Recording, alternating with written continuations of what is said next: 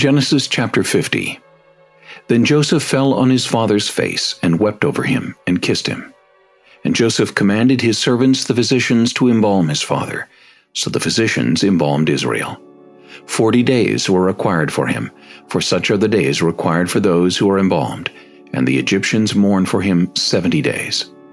Now when the days of his mourning were past, Joseph spoke to the household of Pharaoh, saying, If now I have found favor in your eyes, please speak in the hearing of Pharaoh, saying, My father made me swear, saying, Behold, I am dying. In my grave which I dug for myself in the land of Canaan, there you shall bury me. Now therefore, please let me go up and bury my father, and I will come back. And Pharaoh said, Go up and bury your father, as he made you swear. So Joseph went up to bury his father, and with him went up all the servants of Pharaoh, the elders of his house, and all the elders of the land of Egypt, as well as all the house of Joseph, his brothers and his father's house. Only their little ones, their flocks, and their herds they left in the land of Goshen. And there went up with him both chariots and horsemen, and it was a very great gathering. Then they came to the threshing floor of Atad, which is beyond the Jordan. And they mourned there with a great and very solemn lamentation. He observed 7 days of mourning for his father. And when the inhabitants of the land, the Canaanites, saw the mourning at the threshing floor of Atad, they said, This is a deep mourning of the Egyptians. Therefore its name was called Abel Mizraim, which is beyond the Jordan. So his sons did for him just as he had commanded them. For his sons carried him to the land of Canaan, and buried him in the cave of the field of Machpelah before Mamre, which Abraham bought with the field from Ephron the Hittite as property for a burial place. And after he had buried his father, Joseph returned to Egypt, he and his brothers, and all who went up with him to bury his father.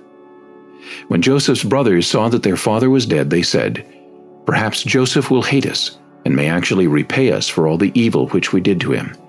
So they sent messengers to Joseph, saying, Before your father died he commanded, saying, Thus you shall say to Joseph, I beg you, please forgive the trespass of your brothers and their sin, for they did evil to you.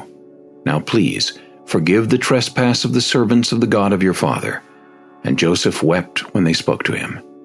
Then his brothers also went and fell down before his face, and they said, Behold, we are your servants. Joseph said to them, Do not be afraid, for am I in the place of God?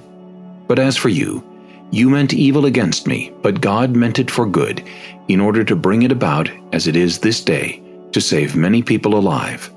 Now therefore, do not be afraid. I will provide for you and your little ones. And he comforted them and spoke kindly to them. So Joseph dwelt in Egypt, he and his father's household. And Joseph lived 110 years. Joseph saw Ephraim's children to the 3rd generation. The children of Machir, the son of Manasseh, were also brought up on Joseph's knees. And Joseph said to his brethren, I am dying, but God will surely visit you, and bring you out of this land to the land of which he swore to Abraham, to Isaac, and to Jacob. Then Joseph took an oath from the children of Israel, saying, God will surely visit you, and you shall carry up my bones from here. So Joseph died, being 110 years old, and they embalmed him, and he was put in a coffin in Egypt.